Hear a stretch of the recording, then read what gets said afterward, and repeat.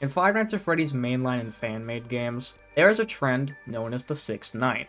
The Sixth Night is usually when the game fakes out the player who believes there's only 5 nights in the game, as the name of the whole franchise is literally called Five Nights at Freddy's. Night 6 in mainline and fan-made games are usually a very difficult night, where it's either a very intense AI difficulty spike, or only one character that changes the game completely. Games such as Treasure Island, Five Nights at Candy's, and Playtime with Percy all have a sixth night, which is incredibly challenging to a player. I didn't really think that I would be making a video on a FNAF fan game for a while, but there was one FNAF fan game I played recently on stream that stuck with me, and that game is Far From Land.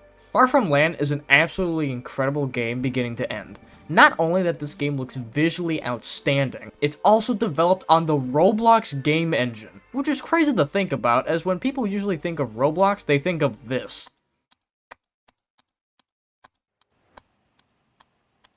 Roblox aside though, the way this game ended was probably one of the most masterfully crafted setups to a sixth night, and one of the best sixth nights I have ever played in a fan game. So without further ado, let's get straight into it.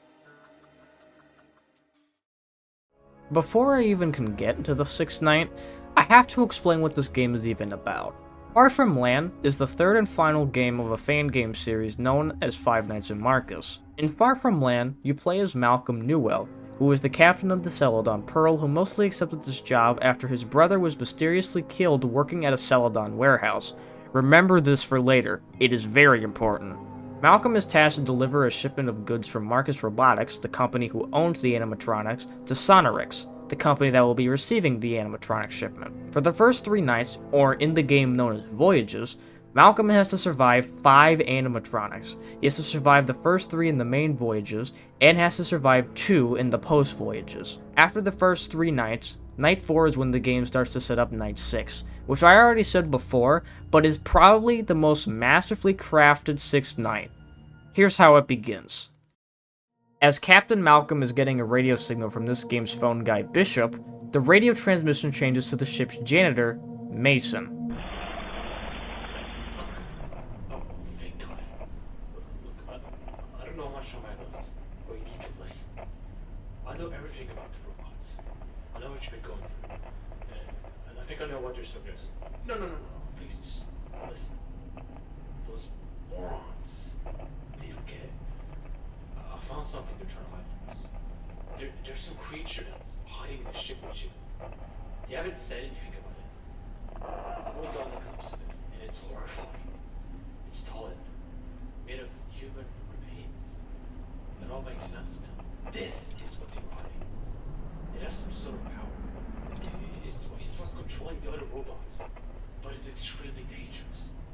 It doesn't have a name, but I call it the Kraken. You don't understand how dangerous these robots really are. They're killing people because of this. If we deliver them, we are doomed. There's nothing we can do.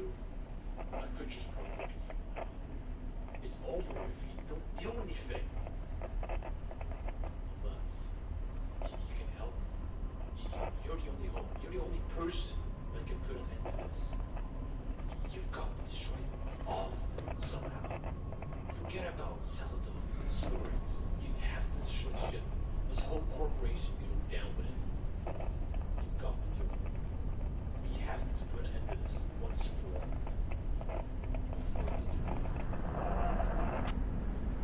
This is when the game gets really interesting. Mason tells Malcolm that there is not only just us and the animatronics in this ship, but there is something hiding in the ship.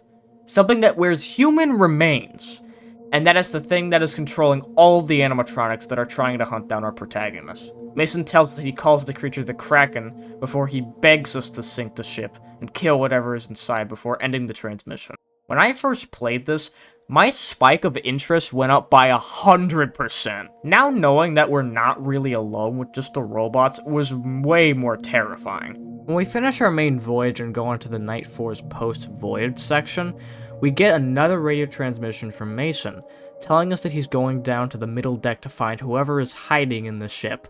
Before he ends the transmission though, he says that he might die in the process of trying to find the Kraken. I didn't think much of this when I was playing my post-voyage, though. Until I went to go and do my final task of the shift, then I was met with a pretty disturbing noise. Okay. What? Oh! Did you hear that? This one sound caught me just so off guard, it was very shocking. Now knowing that Mason is now dead to this thing, makes me believe that whatever this thing is, it is a very dangerous entity. Going into Night 5, I was pretty scared of what Night 6 was going to hold. To make matters even worse, Bishop gives us another radio signal, and he kind of talks to us in a very faint way. Hey, Malcolm, could you go check the middle deck after the shift? Some of the crew members have been reporting a horrible stench inside one of the storage rooms, and no one has dared to investigate it yet. Make sure the middle deck is closed as well. We came in this morning and the lockdown was disabled. I don't know what's going on. He tells us that the crew on the ship is reporting a terrible stench coming from the middle deck, and that the lockdown system on the ship was turned off. This already had me incredibly worried for what was next in store for this game. Knowing that there's something huge on this ship, and knowing that Mason was the last person to go to the middle deck, and hearing that loud scream upstairs, and hearing from Bishop on how the crew reports a stench, was a crazy build-up to what you are about to witness right now.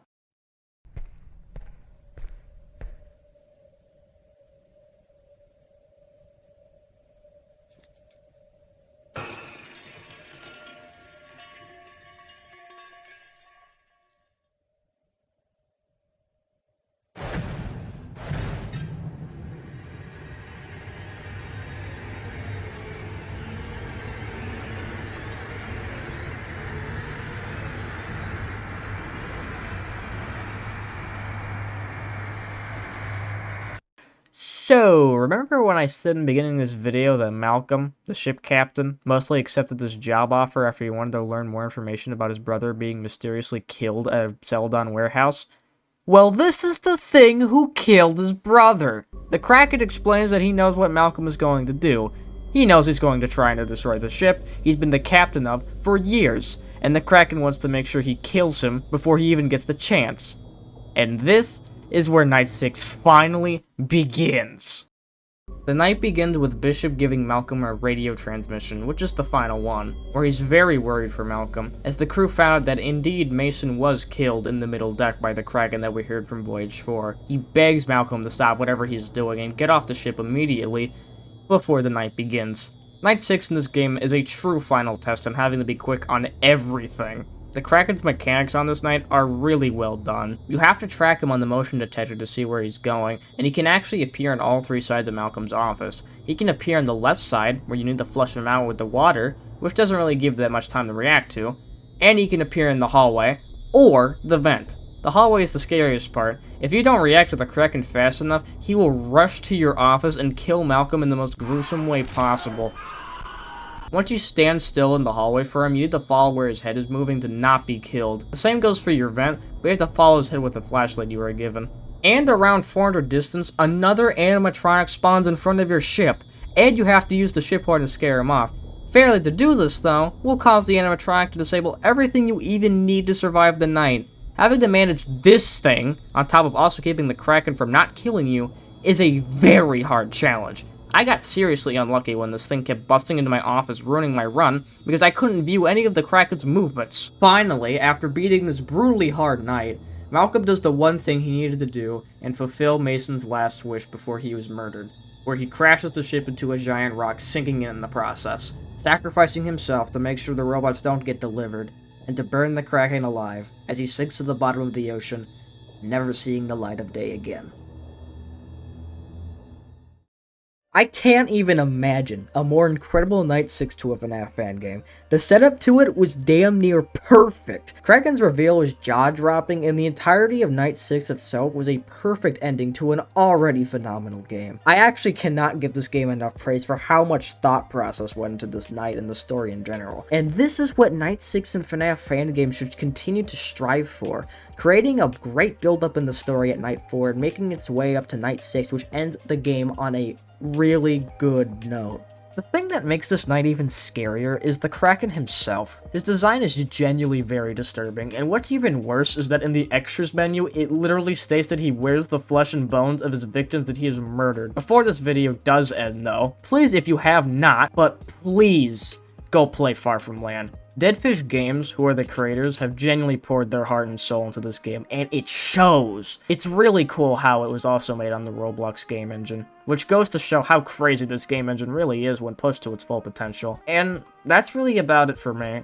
Thanks for watching, and see ya!